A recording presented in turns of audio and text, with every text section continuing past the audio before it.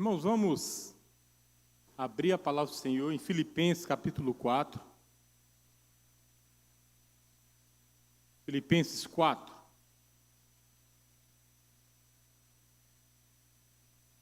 De 1 a 7 eu lerei, os irmãos poderão acompanhar. Filipenses capítulo 4.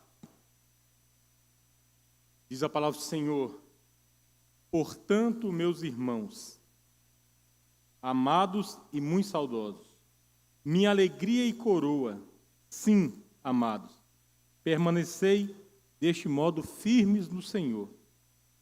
Rogo a Evódia e rogo a Sintique, pensem concordemente no Senhor. A ti, fiel companheiro de jugo, também peço que as auxilie, pois juntas se esforçaram comigo no Evangelho, também com Clemente e com os demais cooperadores meus, cujos nomes se encontram no livro da vida. Alegrai-vos sempre no Senhor. Outra vez digo, alegrai-vos. Seja a vossa moderação conhecida de todos os homens, perto está o Senhor. Não andeis ansiosos de coisa alguma. Em tudo, porém, sejam conhecidas diante de Deus as vossas petições pela oração e pela súplica com ações de graça. E a paz de Deus, que excede todo o entendimento, guardará o vosso coração e a vossa mente em Cristo Jesus. Oremos mais uma vez. Senhor, a tua palavra foi lida. Sabemos que é o teu Espírito Santo que abre os nossos corações, que nos prepara para a compreensão sensata, sóbria, reta e eficaz da tua palavra.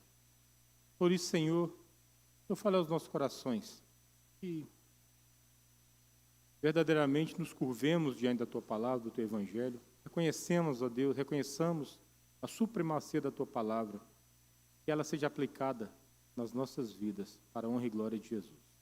Amém, Senhor. Irmãos, a primeira referência do Novo Testamento à cidade de Filipos ocorre em Atos capítulo 16, versículo 12. Lucas se refere a essa cidade como sendo muito importante na região da Macedônia. No princípio, apenas por uma questão histórica, seu nome era Crênides, o lugar das fontes significava. Depois de ser conquistada por Filipe II, pai de Alexandre o Grande, em 363 a 368 a.C., teve seu nome mudado para Filipos, em homenagem ao próprio pai de Alexandre. Segundo alguns teólogos, a igreja em Filipos tornou-se uma das comunidades que mais amava o apóstolo Paulo, e uma das que ele mais amava. Esse estreito relacionamento foi motivado pela presença de Lucas, o médico amado, provavelmente como pastor da igreja de 51 a 57 depois de Cristo, enquanto Paulo continuava em sua segunda viagem missionária. Na carta à igreja de Filipe, podemos apreciar um sentimento de mútua alegria da igreja e gratidão de Paulo para com os filipenses, que o haviam socorrido em muitas situações, inclusive enviado Epafrodito para servi-lo, está no capítulo 2, 25 a 30, e certamente dos filipenses para com Paulo, pelo trabalho que foi desenvolvido naquela localidade. A epístola ela foi redigida à igreja cristã da colônia de Filipe por volta de 61 a 62 depois de Cristo, quando possivelmente Paulo estava preso em Roma. Quais são os propósitos, irmãos, para deixar claro da carta de Filipenses? Primeiro, agradecer à igreja pelo cuidado para com ele e pelas ofertas generosas. Segundo, informar os irmãos sobre as circunstâncias e a difusão do evangelho. Terceiro, exortar a igreja a viver em humildade, comunhão e unidade. Quarto, explicar por que estava enviando Epafrodito de volta à igreja. E quinto, comunicar à igreja seu plano de enviar-lhes Timóteo. Em termos teológicos, a carta de Paulo aos cristãos em Filipos enfatizava seguintes aspectos.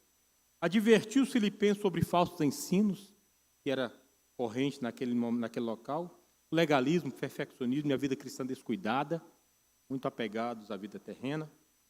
Afirmar a doutrina da justificação pela fé em contraste com o legalismo infrutífero.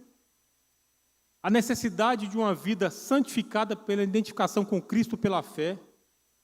Destacar a importância da unidade da igreja e da humildade cristã que devem ser baseadas na humilhação e no autoesvaziamento de Cristo.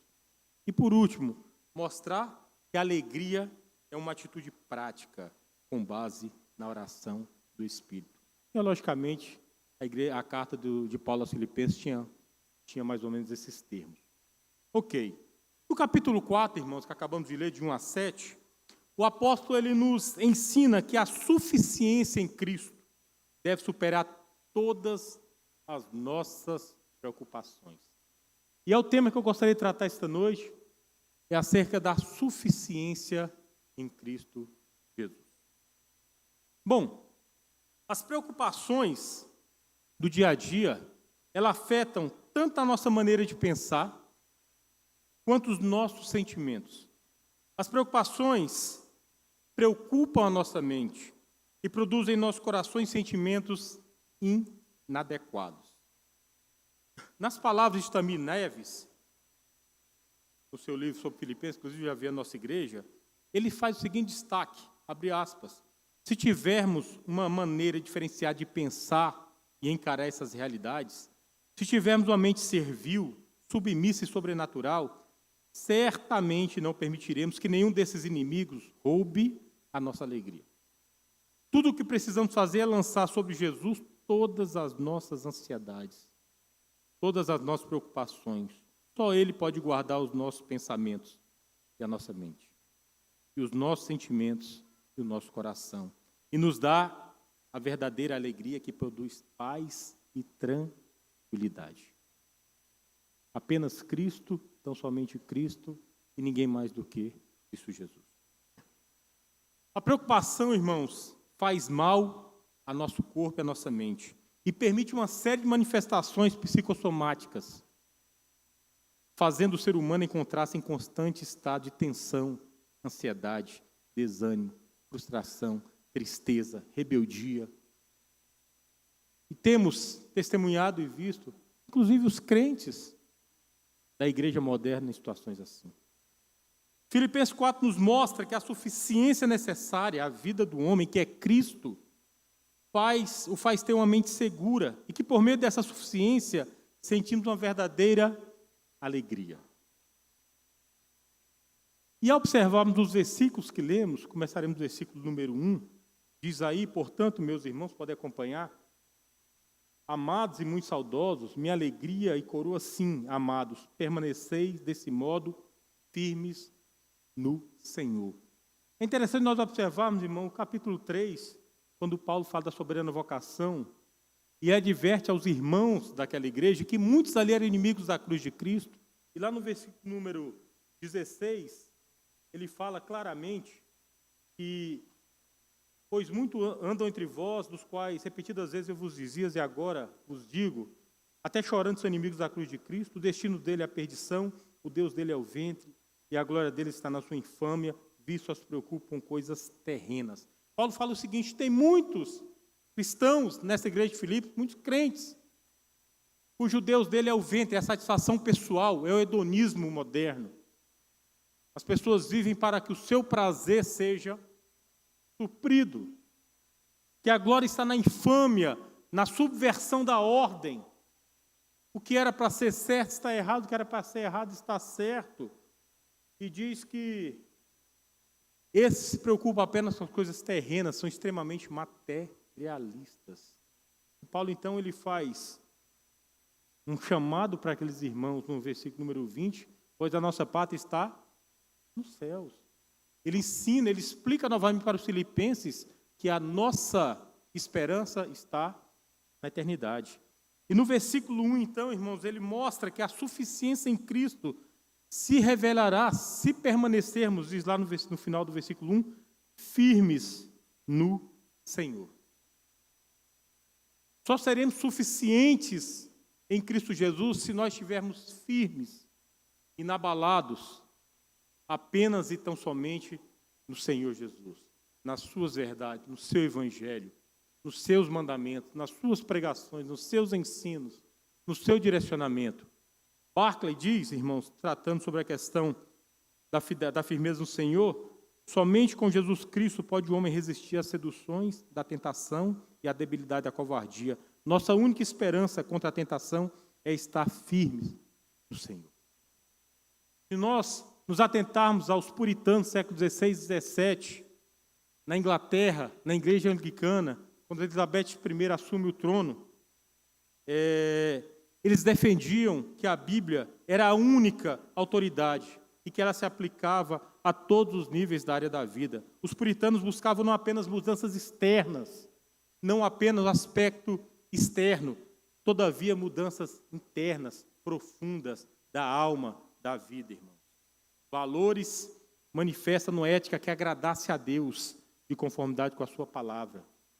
A exemplo, John Owen, teólogo e pastor puritano, ele ensinava que a santificação é a obra imediata de Deus, que por meio do seu Espírito, ele age de forma integral sobre a nossa natureza, procedendo a partir da paz exercida em nós por meio de Cristo, através da qual somos transformados à sua semelhança. Thomas Watson, pregador e pastor e autor puritano, ele diz que o caminho para o céu é uma obra suada, há uma batalha sendo travada, mas a obra da santificação, felizmente, avançará. A santificação não está estagnada.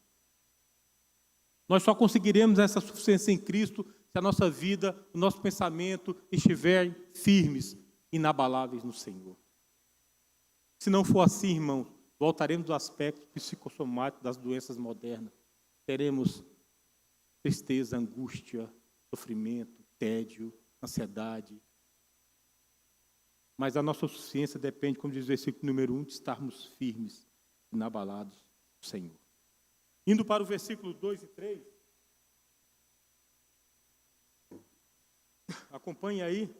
Rogo a Evódia e rogo a Síntique, pensem concordemente no Senhor. A ti, fiel companheiro de jugo, também peço que aos auxilie, pois juntas se esforçaram comigo no Evangelho, também com Clemente e com os demais cooperadores meus, cujos nomes se encontram no livro da vida. Nos versículos 2 e 3, Paulo menciona Evódia, Síntique e Clemente, que eram cooperadores do apóstolo Paulo na pregação do Evangelho. Há a necessidade, irmãos, de que a igreja ande em unidade, harmonia e que pensem concordemente, de forma unânime, no Senhor. A grande bênção, segundo o apóstolo Paulo, de andar em Cristo, é que os nossos nomes estão enrolados no livro da vida. E se nós estamos arrolados no livro da vida, se nosso nome está arrolado no livro da eternidade, irmãos, e se nós permanecermos firmes no Senhor, a necessidade que a igreja, ela ande de forma unânime, concordando nos termos do Evangelho. Havia, como lemos há pouco, dificuldades naquela igreja.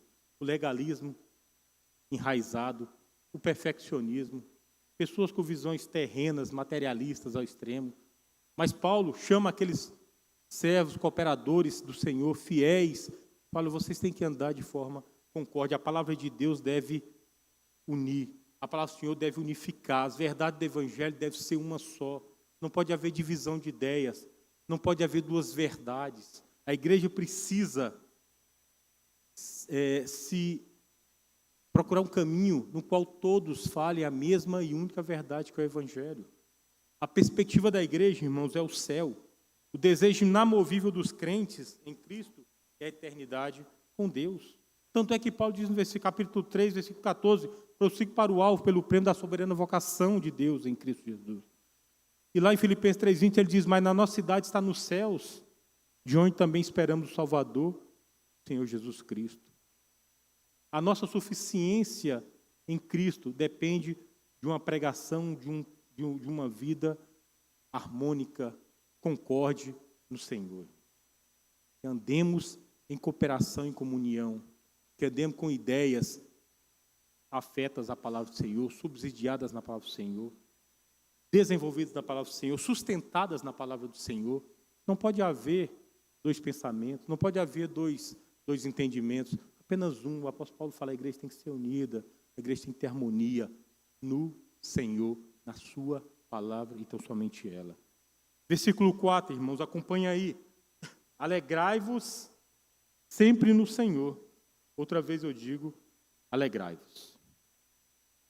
Paulo enfoca que permanecemos firmes no Senhor.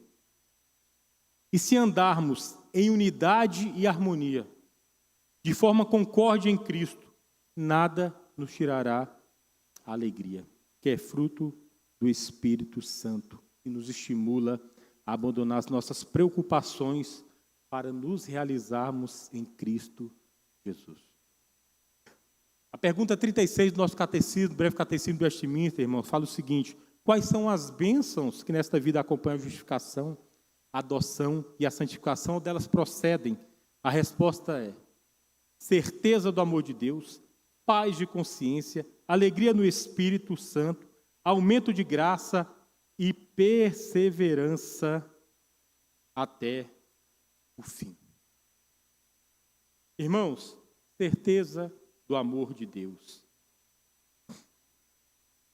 paz de consciência, alegria no Espírito, aumento de graça e perseverança até o fim.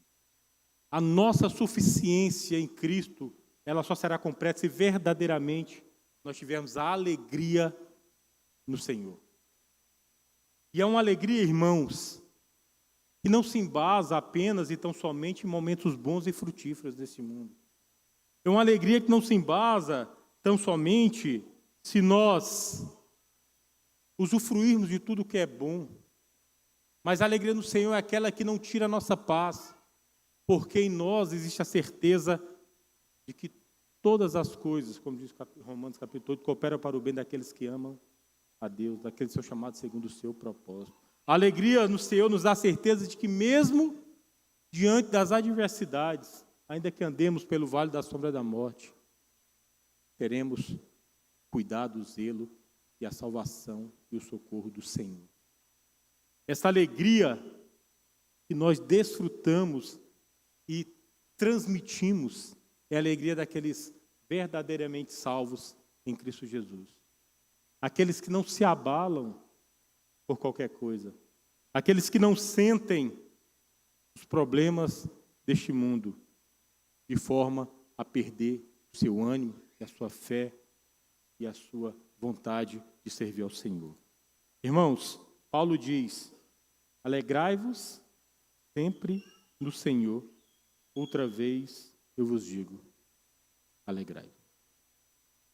E só lembrando que quando Paulo escreve, irmãos, esta carta, ele estava preso em Roma, próximo de ser decapitado, sofrendo tudo aquilo que um preso poderia sofrer nas mãos dos romanos, não obstante ele ser cidadão romano com alguns privilégios, mas mesmo naquela situação, Paulo estava alegre no Senhor, expelindo alegria e confiança no Senhor e incitando aos irmãos de Filipe que estivessem alegres em Cristo. Bom, versículo de número 5, irmãos, acompanhem.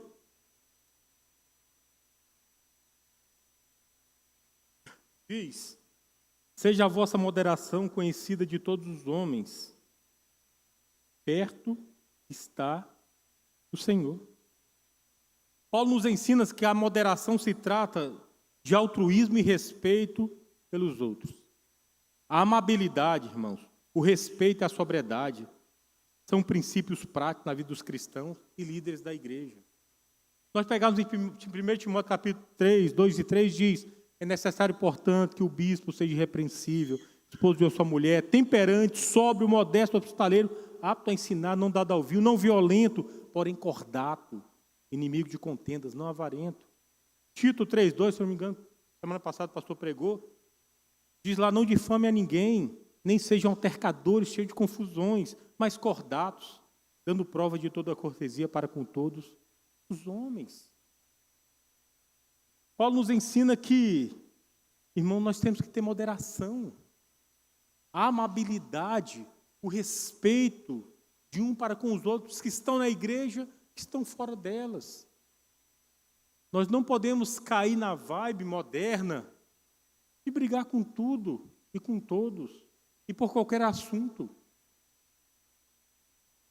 O problema que nós estamos enfrentando hoje, irmãos, é porque nós temos um aparelho, queira ou não, virou uma droga moderna. Toda hora nós somos influenciados por frases, por símbolos, ouvimos e lemos palavrões, xingamentos, fake news, destruição de reputação. Estamos nos alimentando disso o tempo todo estamos nos alimentando disso. Perdemos o senso de sobriedade. Estamos vivendo isso e repassando isso. Estamos vivendo aleatoriamente, no momento de hoje, situações que daqui a uns anos não é possível que não vão olhar para trás e falar: o que eu fiz, falei? Que atitude cristã eu estou tendo nos dias de hoje? Perdi a moderação, perdi o altruísmo, perdi o respeito. As minhas palavras não têm mais princípios nem padrões bíblicos, comportamentais. Eu falo o que eu quero, ofendo quem eu quero, da forma que eu quero, e repasso aquilo que eu vejo. Estamos alimentando todos os dias, irmãos. O WhatsApp, Facebook, sei lá o que vocês quiserem, Instagram, tudo quanto é porcaria, está alimentando nosso coração e a nossa mente. Estamos alimentados todo dia. Estamos pouco nos importando com a palavra do Senhor. Estamos poucos preocupados em ser cordados, em ser inimigo de contendas. Estamos pouco preocupados em ter cortesia, amabilidade, em ter moderação nas palavras. Isso não está fazendo mais influência na vida do cristão. Felizmente, Deus nos chama para uma vida de moderação, de amabilidade, de respeito. E é o que nós precisamos buscar. Versículo número 6, Paulo diz: não andeis ansioso de coisa alguma, em tudo, porém, sejam conhecidas diante de Deus as vossas petições, pela oração e pela súplica com ações de graça. Irmãos, é factível que a ansiedade nos afasta da segurança em Cristo. Quanto mais próximos de Jesus, mais seguros estamos. Quanto mais longe, mais ansiosos. Na verdade, não andar ansioso de coisa alguma é nada mais, nada menos do que andar diante de Deus com uma vida santa e reta, utilizando as armas santas como a oração, a súplica e ações de graça. Oração é fazer conhecido diante de Deus as nossas necessidades. Mas não é apenas pedir. Nossa oração exige adoração, devoção e culto. Na oração reconhecemos a suficiência e o poder de Deus, capaz de resolver todas as questões diante dele colocadas. Para orarmos, é necessário suplicar. Suplicar é colocar nossas necessidades com seriedade diante de Deus. É derramar os nossos corações, é se humilhar diante daquele que é eterno. E quando nós oramos, irmãos, quando nós suplicamos, nós praticamos ações de graça. Nós apresentamos a Deus as nossas ações de graça. As nossas orações, elas procuram, em todo momento, agradecer a Deus. Primeiro, pela salvação em Cristo Jesus, pela liberdade que temos em Cristo, pela vida eterna através do Cordeiro Santo, que tira o pecado do mundo. E olha, irmãos, que o homem que escrever esse versículo era um prisioneiro. Alguém que corria verdadeiramente o risco de morrer. Governado por um governo corrupto, pagão e mercenário, cujo imperador era Nero. Todavia, ele estimula os crentes a colocar-se diante de Deus a gratidão, o louvor por tudo, pois quando agradecemos, evidenciamos que a nossa mente está segura em Cristo. Quando nós temos um coração agradecido, irmãos, nós temos a suficiência de Cristo Jesus. Quando nós temos um coração agradecido, nós entendemos o processo da soberania de Deus. E nós não ficamos loucos por causa de uma eleição, destruindo as pessoas por causa de uma eleição, esperando a voz de comando para fazer besteira na rua. Nós confiamos em Deus. A soberania é do Senhor. O Senhor governa a nossa nação, independente de quem seja o presidente, e Ele governa as nossas vidas. É isso que a Bíblia ensina. Quem estiver pregando diferente, vocês me desculpem, mas no Evangelho verdadeiro, no Evangelho de Cristo, Quem estiver falando outras coisas não é o Evangelho do Senhor Jesus. Se estiverem lendo, vocês estão lendo porcarias. Porque o Evangelho, irmãos, ele nos ensina que a soberania de Deus, ela deve ser respeitada. E a soberania de Deus deve ser aceita. E se há indícios de erro, corrupção, há o sistema legal e republicano para recorrermos. E assim que recorrermos, nós não abrimos mão da nossa identidade, não abrimos mão dos nossos padrões comportamentais, nem de direita, nem de esquerda, nem de extrema-direita, nem de extrema-esquerda, de ninguém. Nós seguimos os ensinamentos de Cristo Jesus. Se o presidente do Supremo Conselho da Igreja estiver ensinando, irmão, está errado. Sproul diz que uma das mais antigas afirmações da Igreja Antiga resume a essência do relacionamento entre Deus e seu povo. Deus pro nobis significa Deus por nós. Isso é a essência da doutrina da providência. É Deus sendo por seu povo. Paulo está dizendo que não importa o que tenhamos de suportar neste mundo como cristãos, nada tem o poder de desfazer o relacionamento que temos com a providência amorosa e soberana. O Senhor é Deus, continuará sendo Deus nas nossas vidas, da nossa nação. Amém? Versículo número 6.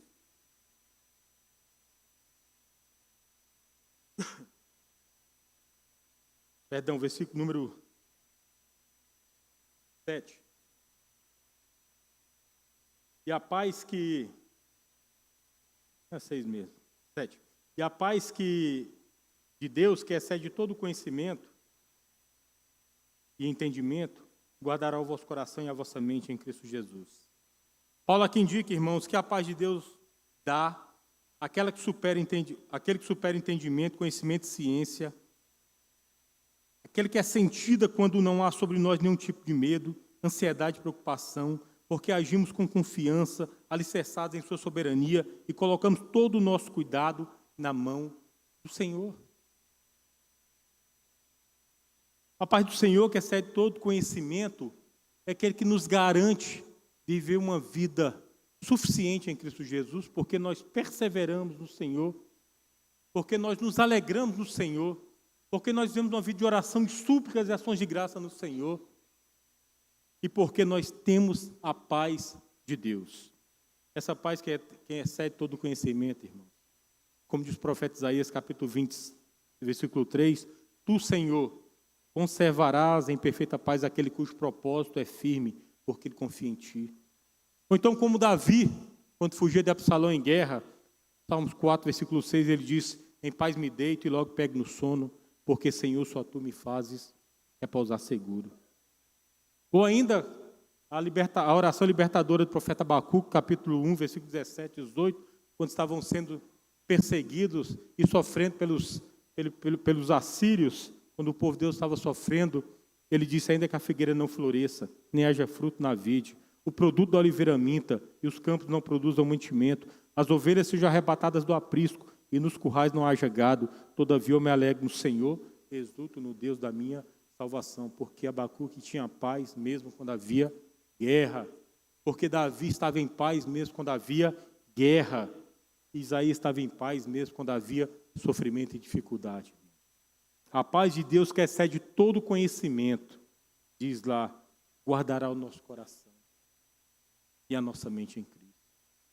Essa paz do Senhor que nós vivemos a cada dia, independente da situação política do país, econômica do país, da nossa situação econômica, da nossa situação social, da nossa situação de saúde, a paz do Senhor, que excede todo conhecimento, ela guardará o nosso coração e a nossa mente. E nós conseguiremos, irmão, mesmo debaixo da dificuldade, mesmo debaixo da guerra, mesmo tendo todos os problemas, incertezas na nossa vida, glorificar e exaltar o nome do Senhor, porque o Senhor é soberano, porque tão somente o Senhor é o nosso Rei, o nosso sustentador.